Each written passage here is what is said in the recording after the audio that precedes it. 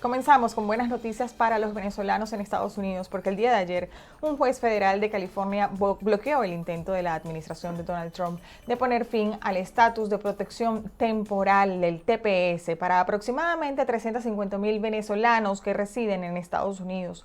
El juez Edward Chem detuvo la decisión de la Secretaría de Seguridad Nacional encabezada por Kristi Noem, argumentando que revocar el TPS causaría un daño irreparable a miles de personas, afectando sus vidas, a sus familias y sus medios de subsistencia.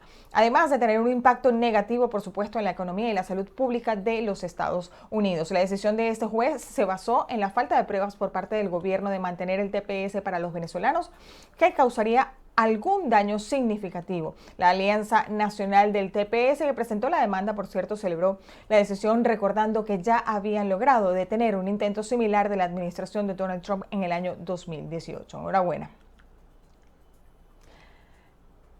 A su vez, el gobierno de Estados Unidos anunció la deportación de 17 personas a El Salvador acusadas de pertenecer a las bandas criminales Tren de Aragua y MS-13. Esta acción se suma a la deportación masiva de más de 200 venezolanos realizada el pasado 15 de marzo y se produce en un contexto de controversia legal. Recordemos que un juez federal habría bloqueado la aplicación de la ley de enemigos extranjeros invocada por el gobierno de Donald Trump para justificar estas deportaciones.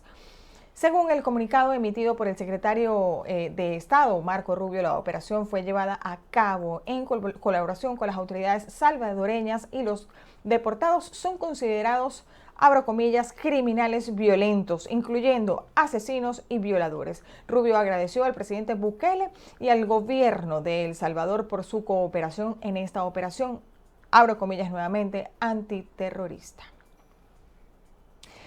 Y de acuerdo a este caso, abogados de algunos de los venezolanos que han sido deportados a El Salvador, ellos han pedido a la Procuraduría de Derechos Humanos en la nación centroamericana que se verifiquen los casos de los privados de libertad.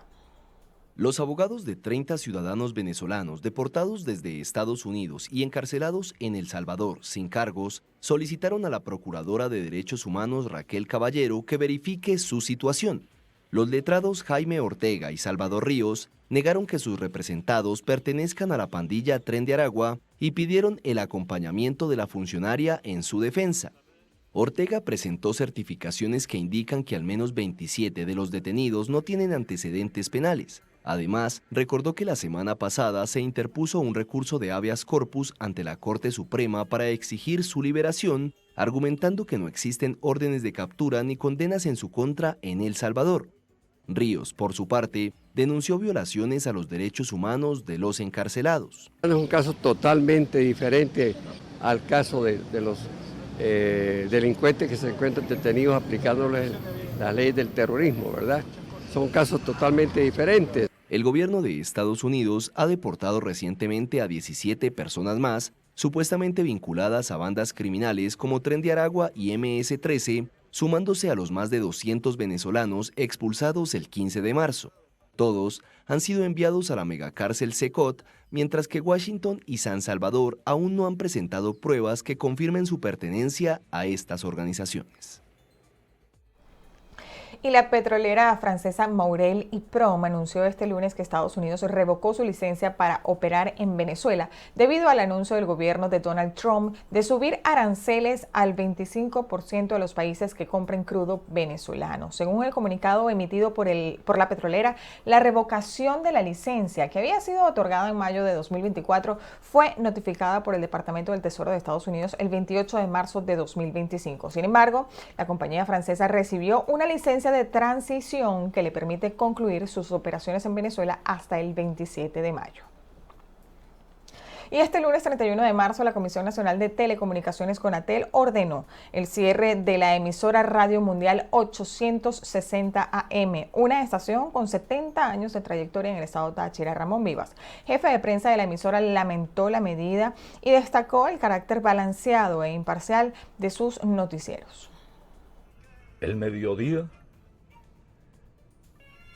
Radio Mundial 860M San Cristóbal, por mandato del organismo nacional, culmina su compromiso social con el pueblo tachirense todo. Una orden de extinción ordenada por el organismo correspondiente, indica que debemos ser acatadores de esa orden y salir del espectro.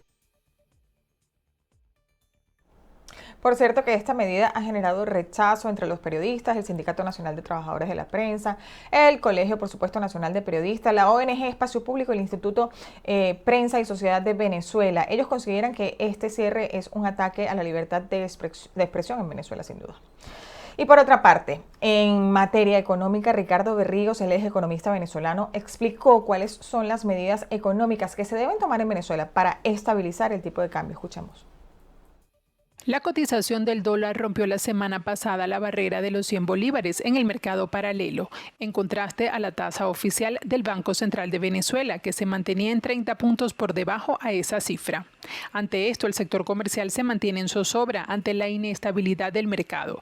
El economista Ricardo Berríos indica que tal situación ocurre porque crece la demanda de divisas internacionales, pero no en la misma proporción la oferta. Que se hace necesario generar un acuerdo tripartito, empresa, gobierno y organismos internacionales, de manera que generar apertura en materia de inversión extranjera. Por otro lado, y también es importante señalarlo, existen las sanciones, el tema sancionatorio que tenemos en el país, el tema de Chevron. Chevron generaba en Venezuela casi el 40% de la divisa que entraban al mercado cambiario. A la inexistencia de ese 40%, lógicamente se está afectando la oferta, y al afectarse esta oferta, los precios tienden a incrementarse. Es un tema de política económica que hay que sincerar y que yo creo que el Estado, juntamente con el sector productivo, tendrán que tomar acciones de corto plazo, de manera que lograr un equilibrio en esta paridad cambiaria.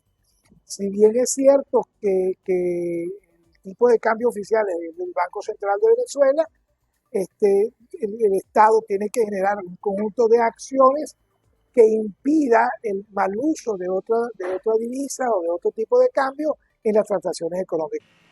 El economista asegura que se hace necesario reactivar el aparato productivo nacional, activar los sectores económicos del país, activar las exportaciones de bienes y servicios de manera que estas acciones no generen divisas que entren al Banco Central y se incrementan las reservas y poder equilibrar el precio.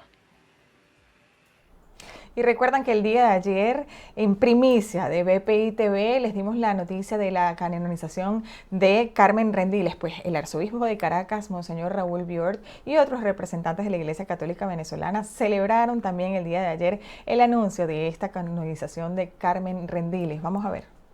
Una caraqueña que venció tantas dificultades en su vida por su discapacidad física y que el Señor le fue abriendo caminos para que fuera la fundadora de una de las congregaciones religiosas nacida en Venezuela.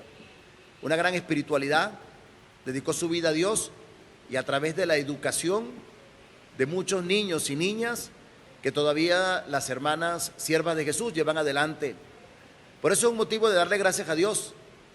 Ya tenemos 2 santos en Venezuela. Y así como el poeta Andrés Eloy Blanco decía, píntame angelitos negros, ahora invito a que los poetas digan, píntame santos del color de Venezuela.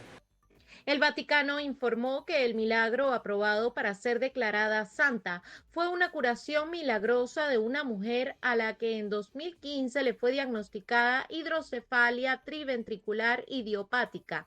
Además, la Madre Carmen Rendiles enaltece la figura de la mujer venezolana. Es muy importante también la labor que realizan las mujeres en nuestro país, Venezuela. Nosotros nos sentimos realmente demasiado felices, demasiado contentas, saber que ya nuestra madre está en los altares y que es como que un animarnos, una esperanza para que nosotros también desafiemos todos nuestros obstáculos y también podamos llegar a alcanzar la santidad como ella. Es un reconocimiento a la mujer venezolana, pilar de nuestra familia. La mujer pilar de la iglesia, porque la mayoría de los catequistas son mujeres, abuelitas, mamás, las que animan en las iglesias las procesiones. La mujer venezolana ha tenido un papel fundamental en la transmisión de la fe. El hecho ahora de tener José Gregorio, la Madre Carmen, otras dos beatas, es un gran reconocimiento de la iglesia a tantas mujeres que día a día ponen su testimonio y que transmiten la fe a sus hijos, a sus nietos, enseñándoles la catequesis, enseñándoles los valores. Carmen Elena Rendiles Martínez nació en Caracas el 11 de agosto de 1903 y murió el 9 de mayo de 1977. Fue la fundadora de la Congregación de las Siervas de Jesús. A pesar de que nació sin uno de sus brazos, mantuvo siempre un espíritu al servicio de los demás. Se desempeñó como maestra de novicias y fundó el Colegio Belén de Caracas en 1955.